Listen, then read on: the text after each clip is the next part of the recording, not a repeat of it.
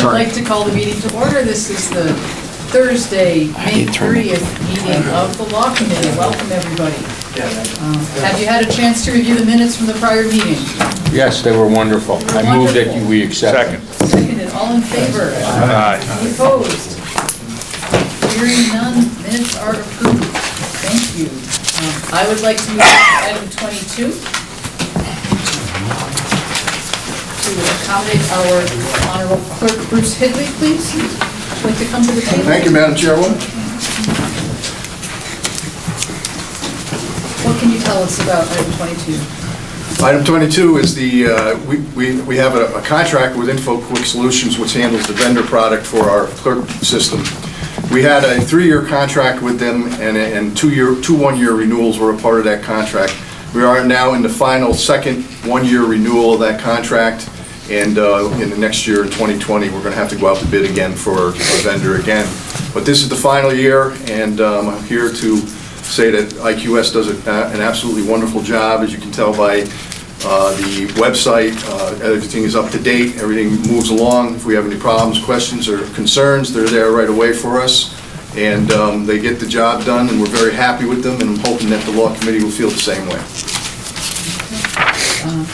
And the cost for the renewal? $96,000.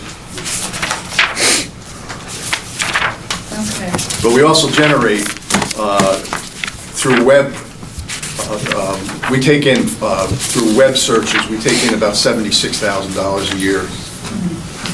So it's actually probably costing the Albany County taxpayers probably about $20,000 a year, actually. Okay. Just to clarify, the cover memo said there'd be no additional charges for this renewal, That's correct. so the $96,000 was already contemplated, is that? That's been for the past 4 years and now into the 5th. Okay. All right. They didn't put any inflationary figures in the contract when we agreed to it 5 years ago. Any questions for Mr. Newman? Is there a So moved. motion? I'll move it. Moved by Paul, seconded by Dennis. All in favor? Aye. All opposed? Any opposed?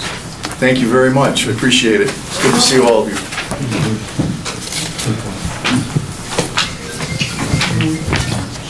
Let's start right back at the beginning with item number 1. Charlie Dawson This is asked me the- to do it, and the audit and finance committee. Local law C for page 60. Anyone want to discuss this? We're all very familiar with it. Mr. Bullard? Yeah, I'd just like to move it out of committee. I think we've discussed it for over a year. We've had 3 hearings. The latest one well attended. I'd like to see us move it out of committee and have the debate on the floor. Make a motion to move it without recommendation. Second. Okay, motion by Mr. Mayo. Madam Chairwoman, Yes. you know, I'm not on this committee, but I came just to ask a few questions tonight. If I may, some factual questions. We did that, there's a motion already on the floor. There's already a motion on the floor, so we Yeah, should... but I'm not on the committee, so I haven't had the opportunity to speak until after the committee people speak, so. All right. I came all the way down here, you know, it's been a long ride. And also, I'm sick, so I probably shouldn't be here. But, Take a day off. yeah, I'm gonna take a paid day off. There's nobody to pay him. Believe it. We made it just for you. I just had a couple of questions for you, Hearing. Mr. Bullock.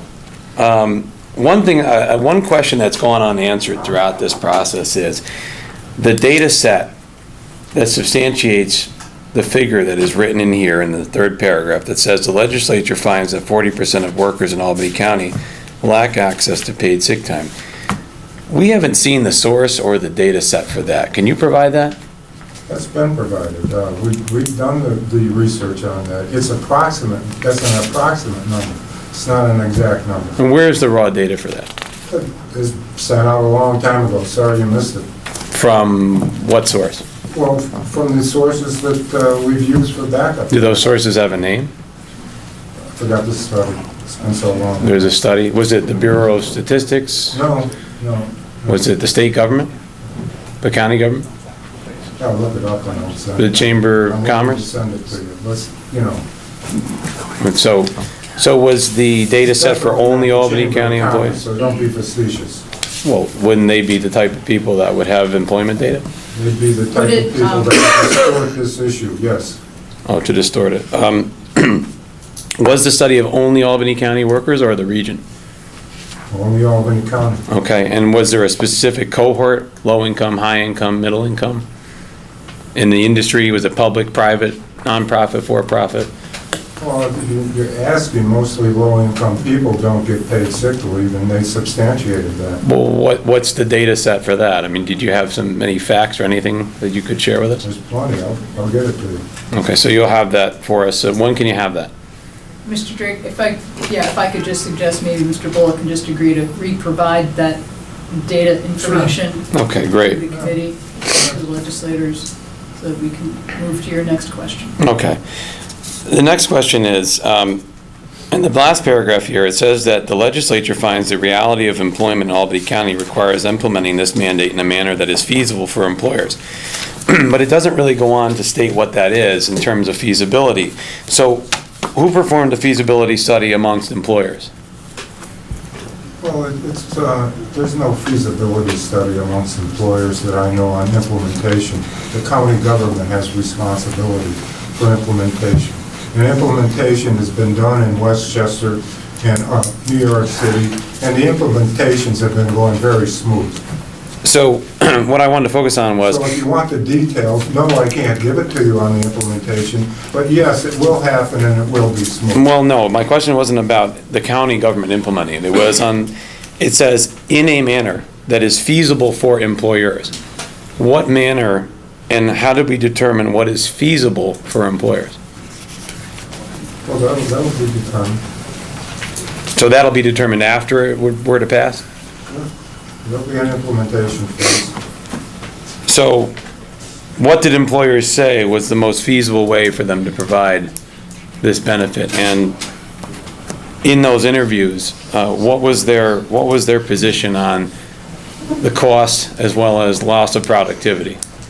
Well, the studies go through that, and the studies will tell you that I'm going to send you. Well, I mean the Albany County employers. You have Albany County How do you employers? get a loss of productivity when you don't have it enacted yet? You can't do that. Right, but There's that would no be the loss of study, right?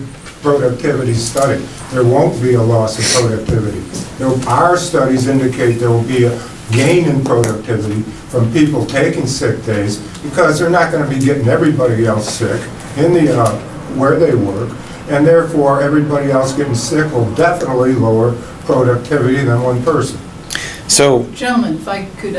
It's a debate here, and we can do this on the floor if you don't mind. Respectfully, there's been a motion, there's been a second, we need to vote on it. all right, I'll respect the motion then. I'm looking forward to the raw data set on your 40% of workers in Albany County. I've got no raw data from your side of the Chamber of Commerce. Well, On your side. any raw data, Your raw statistically data- speaking, would be helpful.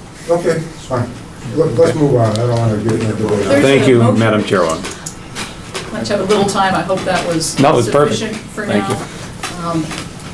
The motion on the table that was seconded was to move this out of committee without recommendation. All in favor? Madam Chairman, I'd just like to explain my vote. I'm voting for it to go out to the floor because I believe it is due and owing a vote. Doesn't mean, normally, something like this, I would ask go out without recommendation, but for the purpose of, I think it's good to have a unanimous vote to send it to the floor for discussion. Just to clarify, this is without recommendation. Well, I mean, I would prefer wanna with go a out with a negative negative. recommendation, but I misspoke. Thank you for clarifying that for me. So I just didn't want anyone to think that this was indicative of a change in my feelings towards the legislation, but I believe that it should go out and should be voted on in June. Passes unanimously? Thank you. Item 2 is tabled.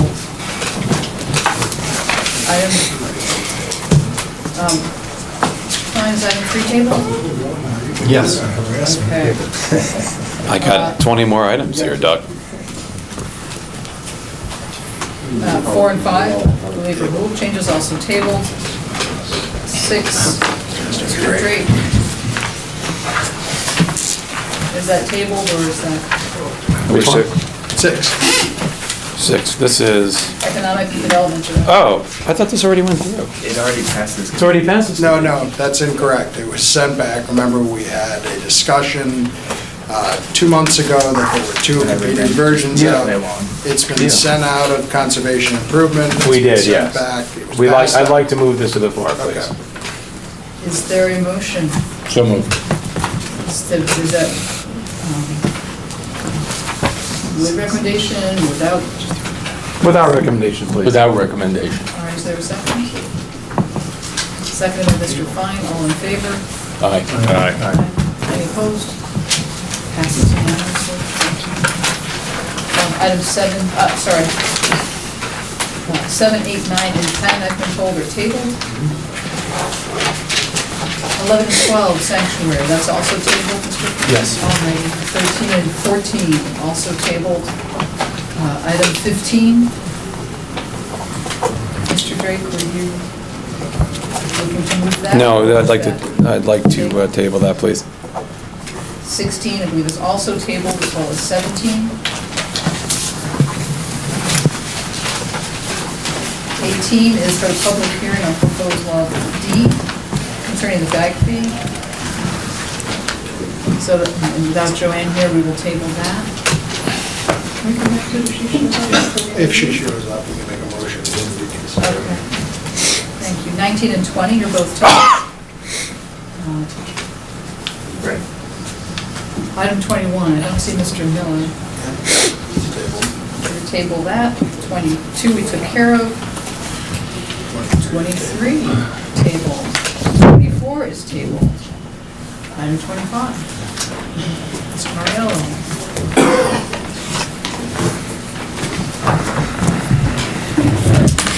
Good evening, Madam Chair, members of the committee. I'm the sponsor here of resolution number 22. I think it's self-explanatory, but I'll explain it just a bit in that.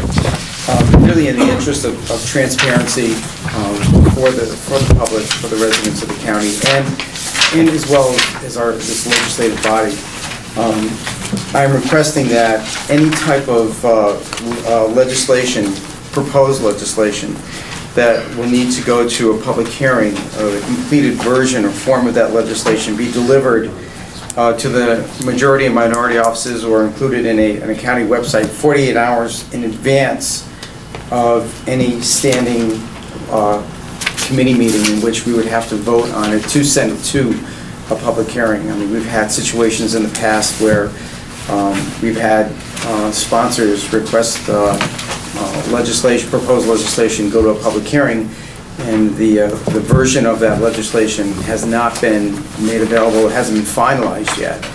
And we've had situations where that proposed legislation hasn't been provided to the legislature until the very 11th hour before it's required to be submitted for the public hearing itself. Even with local law C, I think this one of the committees gave the sponsor a deadline in which to submit the completed version of that legislation. And once again, it was done at the 11th hour. So in the interest of transparency and also for the public to have the opportunity to look at this, I think it's important that we submit this legislation in its completed form to a standing committee 48 hours before it's voted on by a standing committee. And again, it is going before a public hearing, so therefore amendments can be made after the public hearing as well. I mean, the reason why you send it to a public hearing is to get input from the public. Also, I think it's important that we note on here that any type of legislation needs to have a completed fiscal impact statement. And again, quite often, we see legislation get presented that doesn't have that completed impact statement. So that's really what I'm looking to do is to move this forward this evening and put this out to the full legislature for a vote at the next meeting. If anybody has any questions. Yes, sir. Yeah, I'm concerned about the piece on the fiscal impact statement, that it would have to have a statement when it's introduced. I find that oftentimes legislators, we introduce local law, and we maybe overlook or don't see the fiscal impact. We don't believe the fiscal impact's going to be over 5,000. Then during committee discussions, people bring up, certain, that discussion brings out potential fiscal impact over 5,000. Then we go back and request it. So I think it's, oftentimes it makes sense that the fiscal impact statement wouldn't be included in the initial introduction.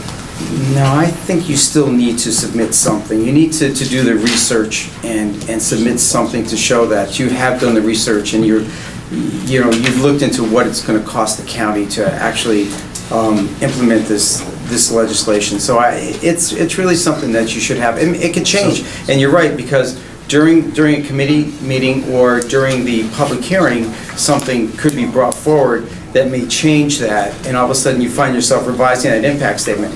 Absolutely, that could happen. But initially, you should have some type of fiscal impact statement. Well, if it's over $5,000, you need a fiscal impact statement. So what if I submit something, I don't believe that the fiscal impact would be over 5,000, then during a committee meeting? Well, then that's noted. We discuss. Then you still submit that noting that it's not over $5,000. And then if something else comes out during the meetings, then you amend it. So I'd have to submit a fiscal impact statement saying it's no fiscal impact, or it's less Yes, than 5,000? yes. Because currently, you don't need any impact statement unless it's over 5,000. Over $5,000. Well, this is only for a local law, right? This isn't for a resolution, or is it It would be for a local law. just for a local law? Yeah. So most resolutions wouldn't be impacted by this. The normal fiscal impact statement Yeah. would be in place. So if you think about local laws, it might be, Paid sick leave or paid sick whatever. leave or, Yeah. They don't all have, we pass local laws all the time without fiscal impact statements because we determine. But is that the it's right not thing to needed. do? Shouldn't we look at the fiscal impact of any legislation that we pass? Well, I think Well, if sometimes we it's have- clear that it's so minimal that it's, that statement is then all you would necessary. have to say is there's no fiscal impact statement. Well, I think, the problem is, and I think maybe where you're coming from, and I haven't discussed this with him, but I'm going to throw this out there. I think a lot of people bring in resolutions and laws here and rely upon someone to call baloney. But that shouldn't be the case, I think they should be doing the work up front. And if it is something that will cost the county money, we should be made aware of that. Even if the exact number isn't available, perhaps, or refined, they should be admitting in a fiscal impact statement, hey, we don't have the data yet, or we think this could be bigger than a bread box, but we don't know how much it is. And then get that input from whether it be county departments, or whether it be other legislators. But the key here, and I would agree with Mr. Moriello, is that so many of these things come through with nobody questioning, what is this gonna cost? So, it would make sense to put something like this forward. Mr. And it would only Yes. protect the public. Is it the intent of this to change the rule regarding the 5,000 No, limit? no. If there's no if it's under $5,000, then, that would remain. There'd be no change to that rule. But I think you have to at least acknowledge that there may be some fiscal impact if it's over $5,000. Would it suffice to be able to say when you introduce something that we believe that this will have a fiscal impact and we are introducing it, and we believe it'll be over $5,000 and we will refine it through the committee process? Well, I think you still have to do the research, and you still have to have some figure that you feel is correct as to what the financial impact will be. And again, it can be refined through the committee process, it can be refined through the public hearing, but you have to do some research. Mr. Mario, as you know, Something. with paid sick leave, getting a fiscal impact statement on that took some time and had to go through the executive's office, and so it's not, it could have the effect of delaying our procedures if that's going to be required on every local law. And then my other thought is, this is requiring an accurate fiscal impact statement when fiscal impact statements are really estimates in the first place. No one Well, really first of knows. all, most of the legislation that we submit, that we're looking to pass, doesn't really have a real sense of urgency to it. We need to do our homework, and we need to make sure that whatever we're submitting and whatever we're passing is done accurately. We need to do our due diligence. So if it were to take an additional 2 or 3 months to get this legislation to the floor for a vote, then we know we've done our job, and we've submitted a very good piece of legislation. What was your second question? Well, using the word accurate, it's kind of like jumbo shrimp. It's like, how can you have an accurate fiscal impact statement? Well, we can modify this to be as, I'm not trying opposed to to think of, accuracy. I'm trying to think of How about a preliminary fiscal impact statement? we could do that, preliminary impact statement would be fine, At least you have something to show that you've taken the time and the effort to look into the fiscal or financial impact to the county. And I think that's important. So what about the situation when it's been proposed, it's in the works, and there's a technical issue, there's some slight wording that could get changed? We could do it, get it done, and move this, but it's such a slight change that it doesn't need a new public hearing. We have had some changes of Well, someone that on the doesn't fly. change that in any way. If we have a technical issue on something, this wouldn't change that in any way. Mr. Morello, I just have to make a clarification, and for the committee's knowledge, there have been several situations over the last year where as council, we've had to make legal changes within hours. A great example of that is local law Q, which was the hotel occupancy tax. We were in consultation with counsel for the Department of Taxation and Finance, and along with the county attorney, up till hours before a committee meeting, we needed to make technical changes in language to make the resolution or local law legally effective. I have some concern from a council perspective that a requirement of 48 hours would have not allowed us to make that kind of a change, and in that circumstance, we were under a tight timeline. Had we not done that, we would have blown the deadline and not implemented that. Would there have been a sense of urgency that you had to move that legislation to that committee that month? Absolutely. Could you have waited? No, in another that month? circumstance, it absolutely could not have waited. The conversations that we had with counsel for the State Department of Taxation and Finance had been ongoing for weeks and months, and that was something that was completely necessary to make the item legally effective. So I would suggest that, depending on the committee's feeling on this resolution, at the very least, there be the ability to leave a window open for circumstances. I was going to make a suggestion. I have not discussed this with my leader, but there is a provision in here that says nothing in here would preclude a Rule 11. But short of that, you could have a provision waived at the consent of the majority and minority leader. So if there were such a circumstance, and everybody's convinced that for timely passage, you have to go forward, and there is some, closing the loop of discussion and everybody's in the loop, then you decide this is an instance, kind of like a message of necessity in the legislature, where you say, okay, here's our safety valve, we need to use it. But generally speaking, we'll have a preliminary fiscal impact statement, and we'll have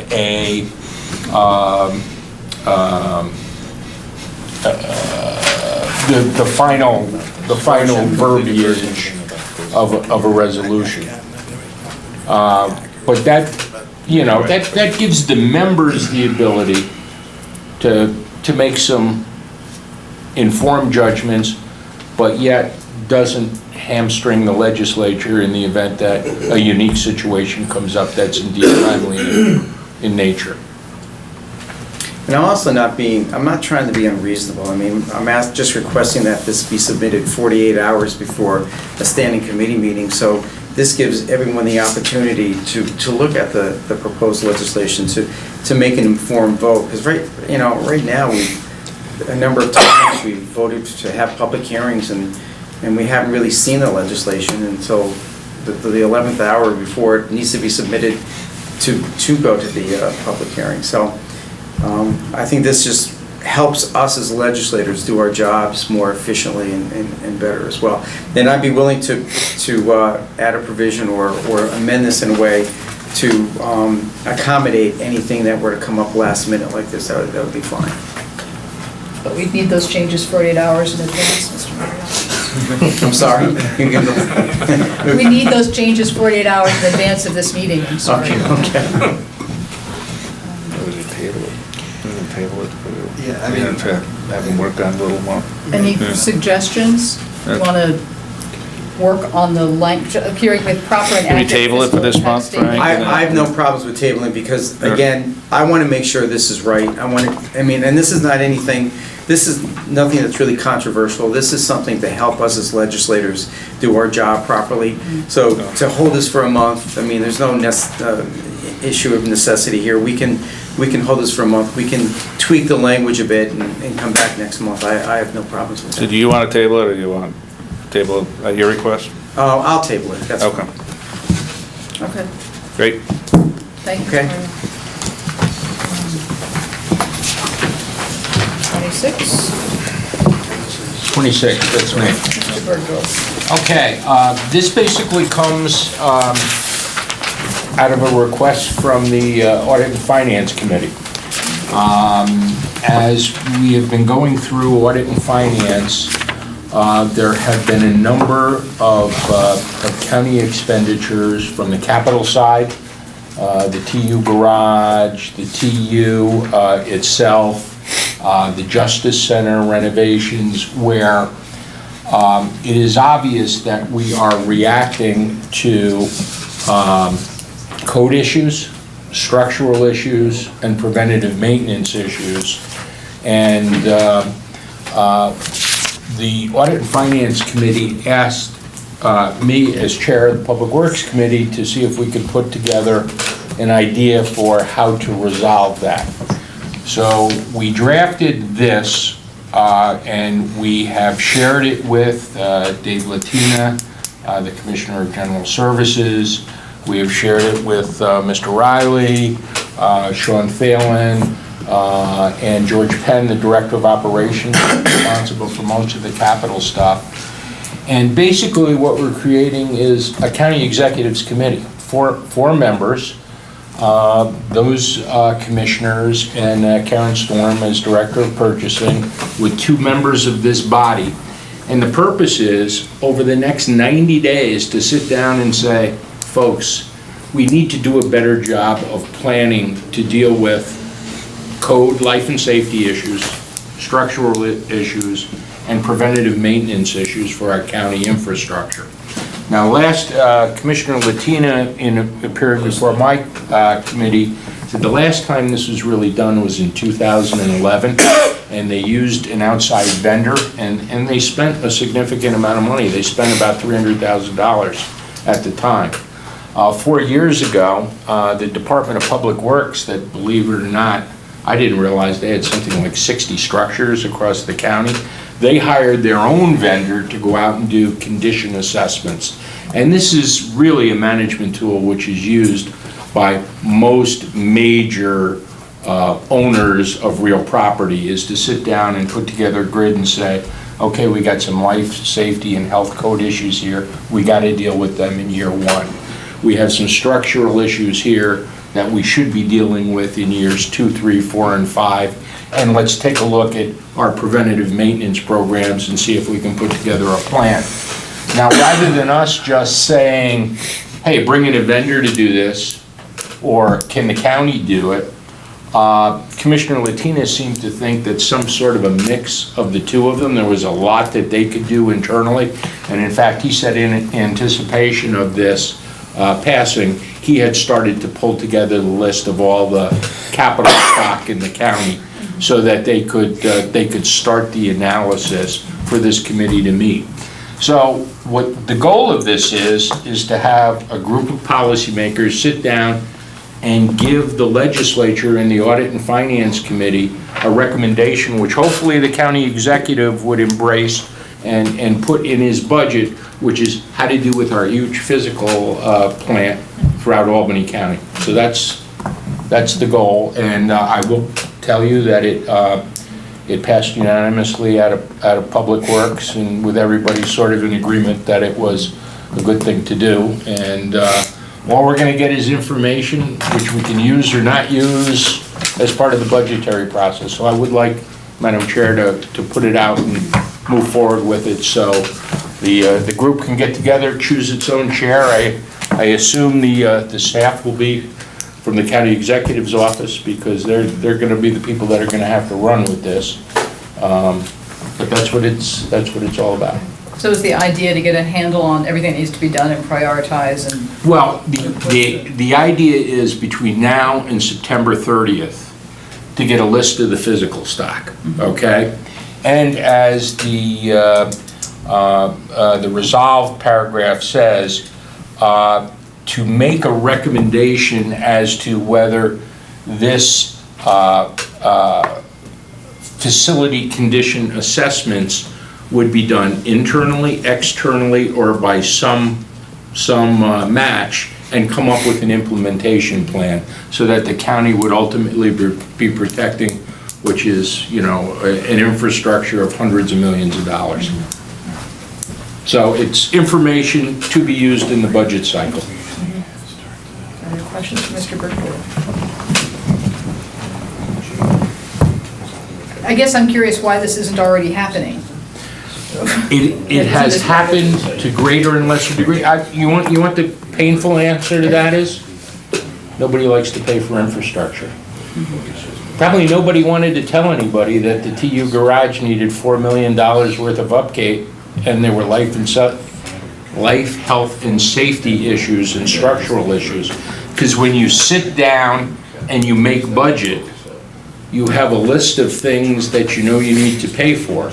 And in a previous life where I came from at the Dormitory Authority, we used to go in and do this for colleges. We would go through their entire physical stock and come up with a plan for University of Rockport that says, hey, you got these code compliance issues, you got these structural issues, and here are some things that you need to update your management, your preventative maintenance programs. And then the owner then makes decisions on how to use that information and how to prioritize their funding. So, I mean, I think with a lot of respect for Mr. Latina, he is doing as good a job as he can, but this will sort of put the whole county physical plant in focus, and hopefully we'll refine that so we don't get so many surprises. Any further questions, comments? Is there a motion? All right, motion by Mr. Mayo, Favorably? Thank you. seconded by Mr. Kraus. All in favor? Aye. Any opposed? Thank you.